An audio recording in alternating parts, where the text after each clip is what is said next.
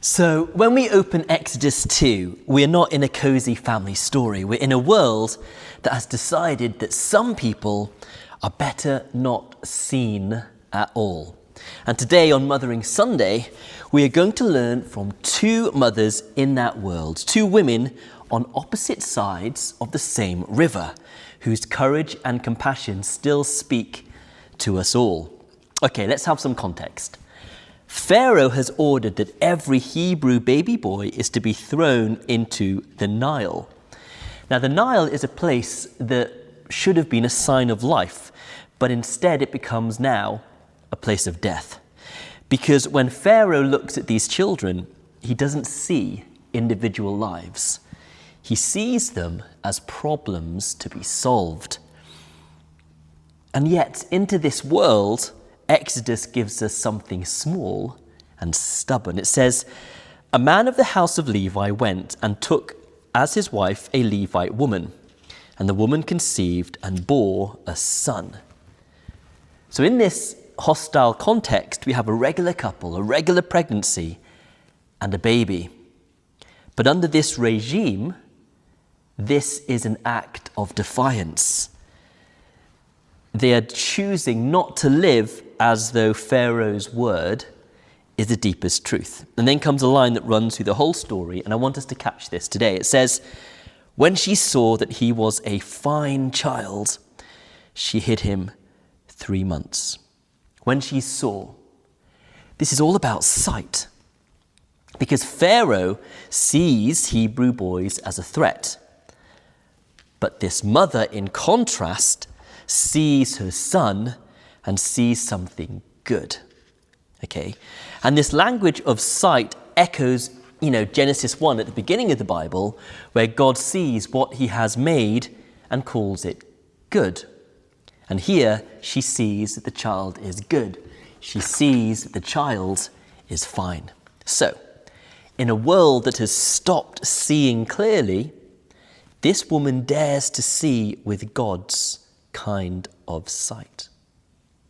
Vulnerable, noisy, inconvenient even, but good, worth protecting, worth the risk. That's what she shows us. And many of you will know something of that kind of seeing with your own children, or with other dependents like elderly parents or a spouse, with someone in the family or the church who others might find difficult. You see more. You see a person, not a problem, a story and not just a label. And, in a culture that trains us to look away from poverty, illness, from awkwardness, this verse asks, what do you see when you look at the people God has placed near you?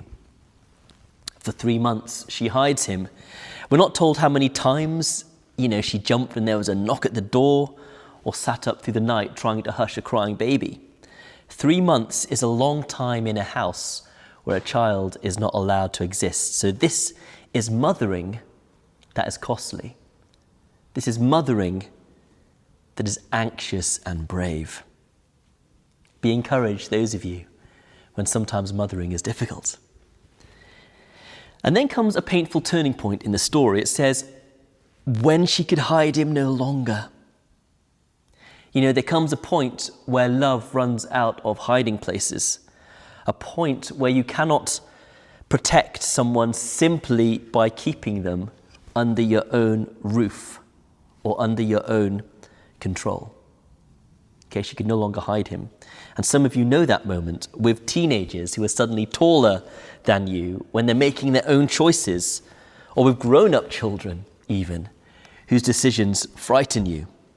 Or perhaps with a husband or wife whose dementia means you must entrust more and more of the daily care to others.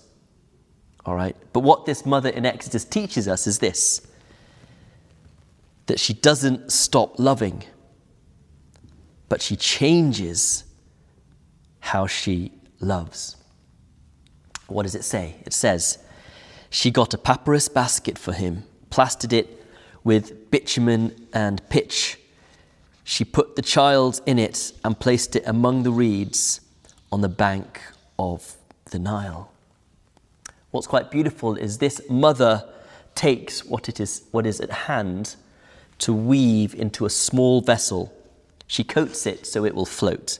She builds it with her own hands and a little resistance against the waters that are meant to claim him. And rather interestingly, the Hebrew word for basket is the same word used to describe Noah's Ark.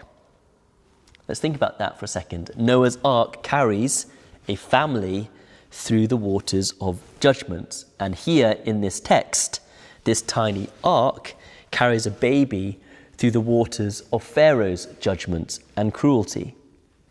And God's way of preserving life is often surprisingly small. And what happens next? It says, she puts it among the reeds on the bank of the Nile. Now notice, she doesn't just kind of hurl it into the current. She places him where land meets water, where there is at least a chance he will be seen. Okay, it's still terrifying. She is still letting go, as some of us have to learn to let go. But she's not throwing him away either. And that detail matters, because she is entrusting him to the only hands greater than hers. I think this speaks to some of us right now. You know, you can do your best. You can prepare. You can pray. But you cannot guarantee. At some point, love runs into the edge of the river, and you have to place what you love into the hands of Almighty God, into the hands of his tender mercy. You weave the basket as well as you can, but you have to consciously release. And that may be a word for some of us here today. Okay, then the scene shifts. It says, the daughter of Pharaoh came down to bathe at the river, while her attendants walked beside the river. Now, she couldn't be any more different from the Hebrew mother we've just read about. The Hebrew woman is a slave. Pharaoh's daughter is royalty. One lives under the threat of soldiers, the other commands them. One hides her child from the state, the other belongs to the household that wrote the decree. And yet, they stand at the same river. And it says, Pharaoh's daughter saw the basket among the reeds and sent her maid to bring it. Again, it's all about sight. She notices what others might have dismissed as rubbish. She looks twice where others might not have looked at all. And she opens it. And what does it say? It says, she saw the child. He was crying, and she took pity on him. Here we have another act of seeing. The Hebrew mother sees her son and refuses Pharaoh's verdict. And here, the Egyptian princess sees a foreign child from a hated people, and yet she refuses to look at him through the eyes of hardened policy. She sees the basket. She sees the child. She sees his tears, and her heart moves. This must be one of the Hebrews' children. So she knows exactly who this is. This is not ignorance. It is an informed act of mercy. She understands this child is precisely the kind that her father has ordered to be killed. Yet at the river, her family has turned into a grave. She chooses compassion. Wow. And that should encourage and challenge us. Encourage us because God is not confined to just one side. He can awaken compassion in someone raised even inside unjust systems. He can make an Egyptian princess see what her father refuses to see. And so this challenges us when we are tempted not to see. Who are the people that we glide past the person whose perhaps accent or job puts them on the edge of the room. Maybe it's a child at church who is loud and restless. Maybe it's the carer who is always exhausted, or the asylum seeker, or the person on benefits, or the one with mental health struggles that makes their behaviour sometimes unpredictable. It is easier, isn't it, to let people who are inconvenient to us kind of merge into the black background, and yet Pharaoh's daughter shows us a better way. She notices, she leans and looks in, and she lets what she sees affect her. It's amazing what these two women teach us, isn't it? Now, through a twist of providence, Moses' own mother is brought back into the story. We read that she is asked to nurse the child, and she's even paid to do so. And what's lovely here, I think, is that God gives the mother her son back for a season, long enough to hold him, feed him, to sing into his memory the stories of his people, even if his future will be in an Egyptian household. See, this is grace. This is time given to her. And some of us here might know about such unexpected gifts of time. Others feel the pain of not having enough. And so this passage doesn't pretend that all stories are neat, but it simply insists that God can make room for grace, even in brutality. How much time do we have with our children before they grow up? How much time do we have with our loved ones? Let's move on. Pharaoh's daughter names him Moses. It says, because I drew him out of the water. You see, the child who was meant to sink becomes the one who is drawn out. And one day he himself will lead others through the water and out of slavery.